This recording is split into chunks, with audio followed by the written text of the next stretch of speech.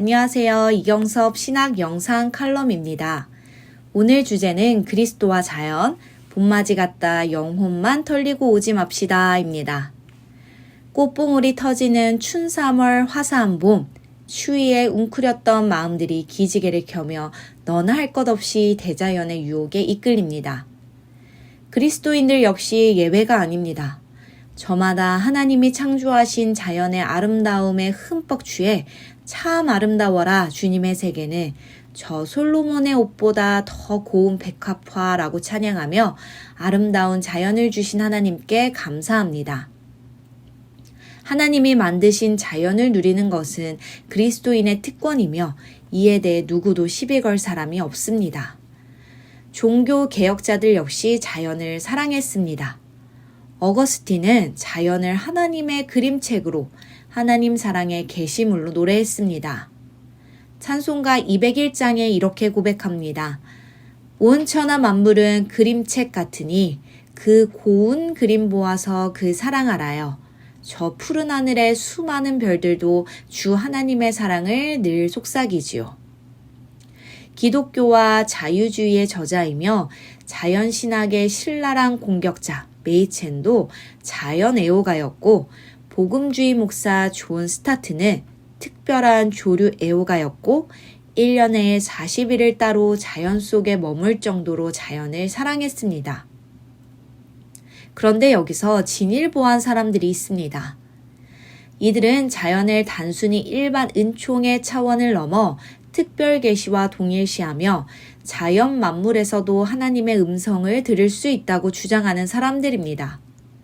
그 대표적인 인물이 만류 인력서를 발견한 계몽주의자 아이작 뉴턴입니다.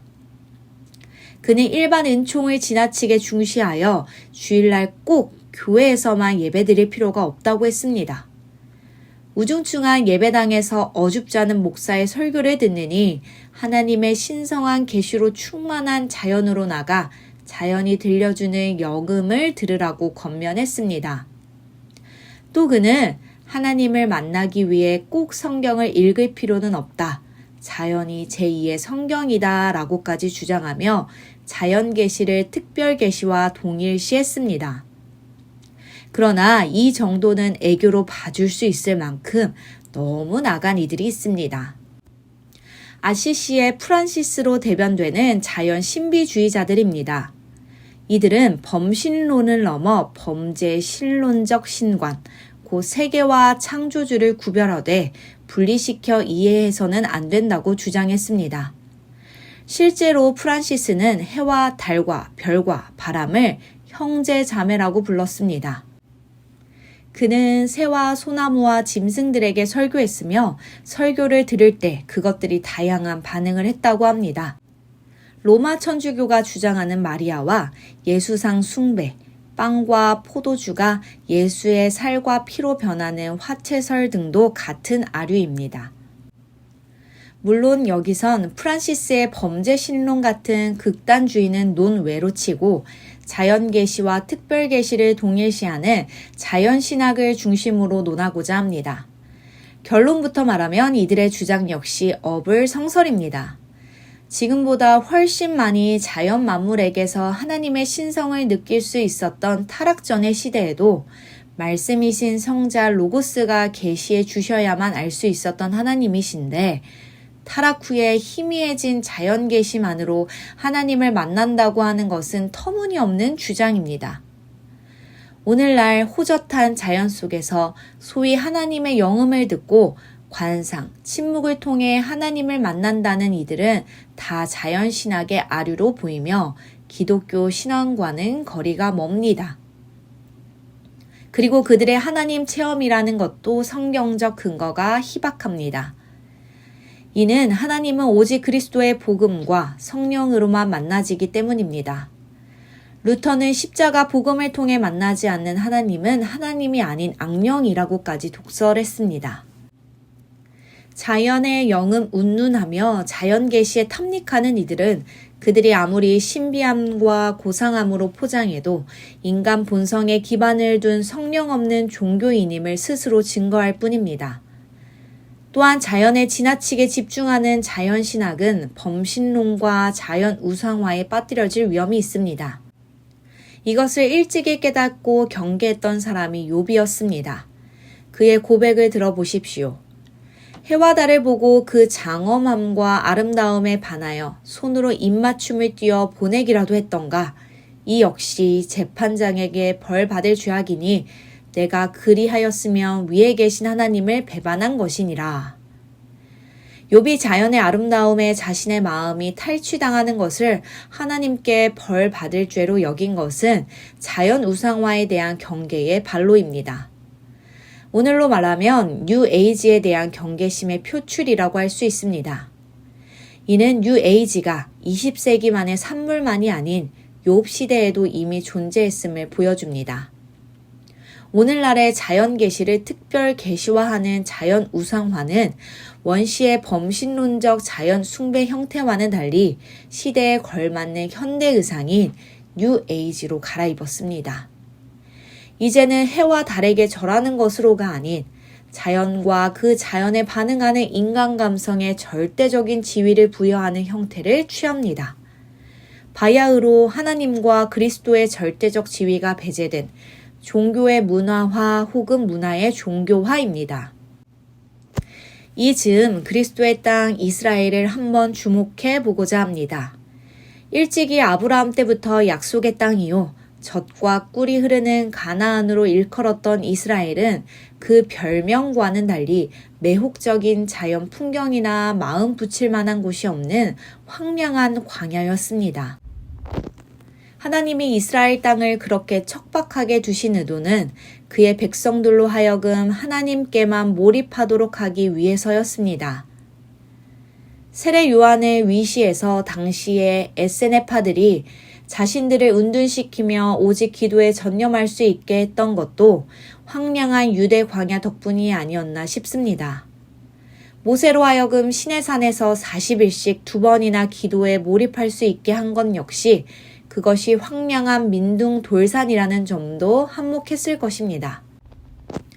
이스라엘인들에게는 사람의 마음을 탈취할 만한 화려한 자연이 없었기에 야곱의 하나님의 얼굴을 구하는 자라는 그들의 별명답게 하나님께 자신들을 몰입시킬 수가 있었습니다. 이런 자연의 황량함이 하나님을 향한 몰입을 낳게 했고 그 몰입이 영감 어린 문학들을 생산해냈습니다.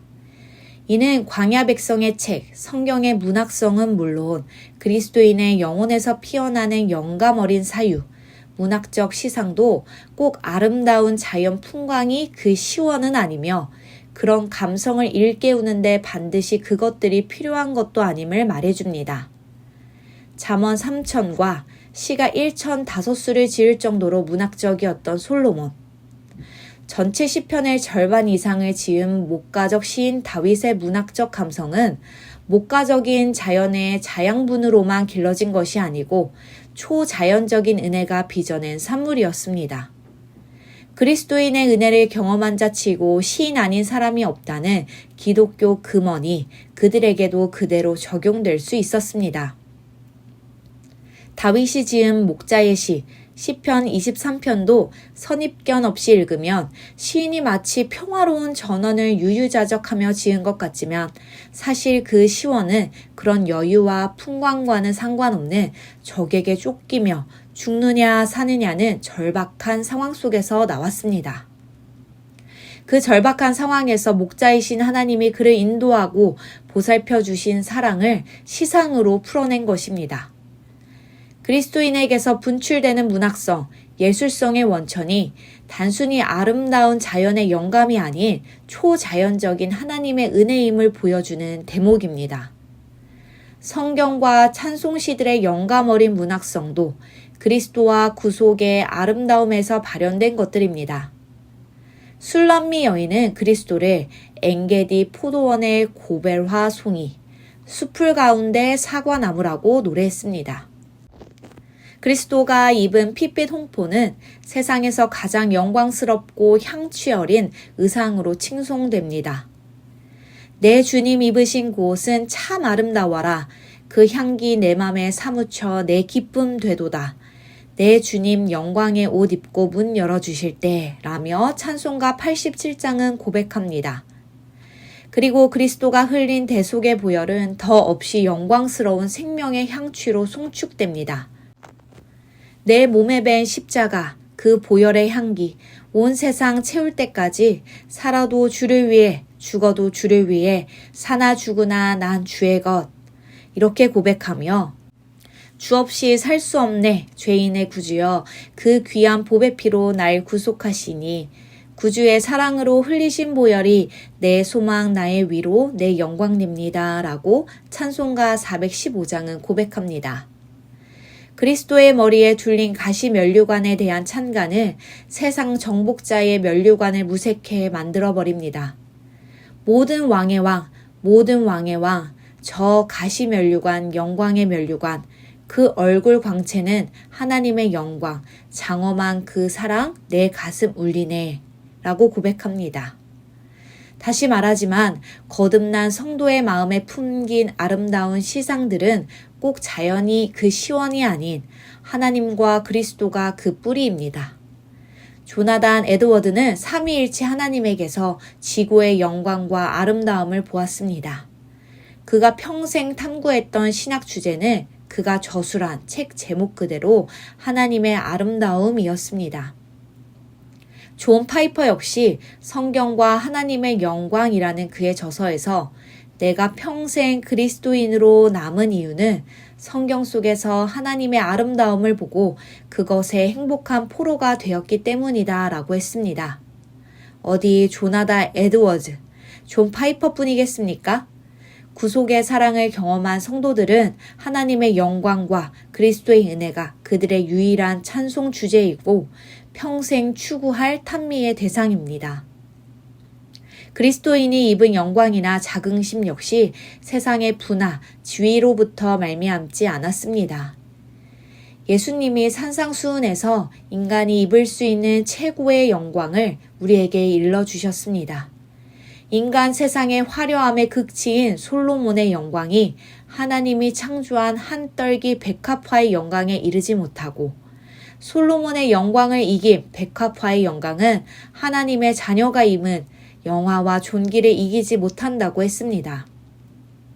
그리고 성도가 입은 영화와 존귀는 그리스도로부터 전가받은 하나님의 완전한 의를 뜻했습니다.